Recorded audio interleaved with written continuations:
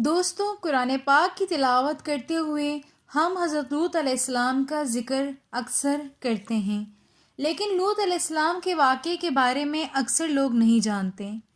تو آج ہم حضرت لوط علیہ السلام کے بارے میں بات کریں گے۔ حضرت لوط علیہ السلام کی قوم بدفعلی کا شکار تھیں۔ اللہ تعالیٰ نے قوم لوط پر عذاب نازل کرنے کے لیے فرشتے بھیج دیے۔ حضرت لوط علیہ السلام کی قوم میں مرد کے ساتھ بدفعلی کرتے تھے، اور جب بھی کوئی خوبصورت نوجوان اس بستی میں آتا تو یہ قوم اس کے ساتھ بدفعلی کرتی۔ اسی لیے حضرت لوط نے اللہ تعالیٰ سے دعا کی کہ اس قوم کو تباہ کر دیں، تو اللہ تعالیٰ نے فرشتوں کو حکم دیا کہ جب تک لوط علیہ السلام اپنی قوم پر 4 مرتبہ گواہی نہ دے تب تک ان پر عذاب نازل نہ فرمانا۔ جب فرشتے حضرت لوط علیہ السلام کے پاس پہنچے تو حضرت لوط نے فرمایا کہ عمل کے اعتبار سے یہ قوم روئے زمین پر بدترین قوم ہے۔ اسی طرح حضرت لوط علیہ السلام نے 4 مرتبہ اپنی قوم کے خلاف گواہی دی۔ پھر فرشتے خوبصورت نوجوانوں کی شکل میں حضرت لوط علیہ السلام کے گھر میں داخل ہوئے۔ ان فرشتوں کے آنے کی خبر لوط علیہ السلام کے گھر کے علاوہ کسی کو بھی نہ تھی۔ حضرت لوط علیہ السلام کی بیوی نے جب ان خوبصورت نوجوانوں کو دیکھا تو جا کر بستی والوں کو اطلاع دے دی۔ حضرت لوط علیہ السلام کی بیوی، جس کا نام واحلہ تھا، وہ مشرکہ تھی۔ وہ حضرت لوط علیہ السلام پر ایمان لے کر نہیں آئی۔ وہ اپنی قوم سے بہت محبت کرتی تھی اور ان کے لیے جاسوسی کا کام کرتی تھی۔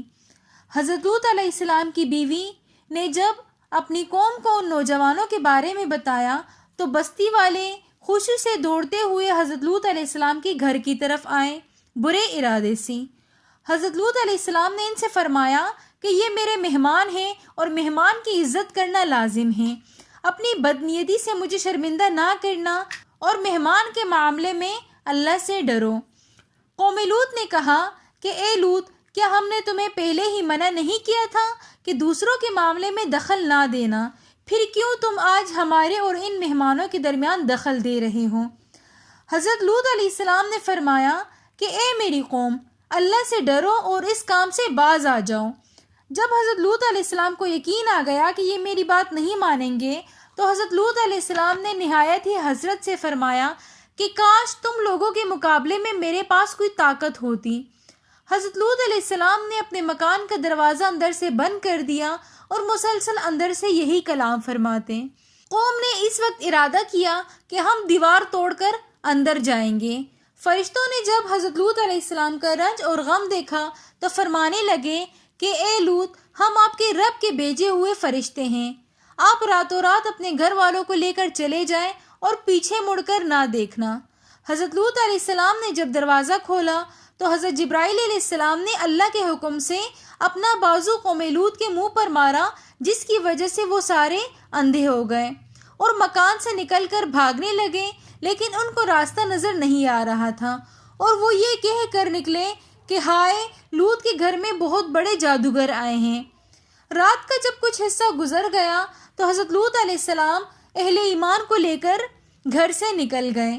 اس کے بعد قوم پر اللہ نے اس طرح عذاب نازل کیا کہ حضرت جبرائیل نے اس بستی کے نیچے اپنا ہاتھ ڈالا اور ان 5 شہروں کو، جس میں سب سے بڑا شہر جس کا نام صدون تھا اور ان میں 4 لاکھ آبادی تھی، اس ساری بستی کو آسمان کے قریب لے گئے اور پھر اسی بلندی سے ان کو اوندھا کر کے پلٹ دیا۔ اسی دوران حضرت جبرائیل نے ایک زوردار چیخ ماری اور جو لوگ اس وقت بستی میں موجود نہ تھے، سفر میں تھے، وہی ان پر پتھر برسا کر ان کو ہلاک کر دیا گیا۔ قوم لوط کی آبادی آج بھی عبرت کی شکل میں موجود ہے۔ اگر آپ کو ہماری آج کی ویڈیو پسند آئی ہو تو ویڈیو کو لائک، کمنٹ، شیئر اور سبسکرائب ضرور کر دیجیے گا۔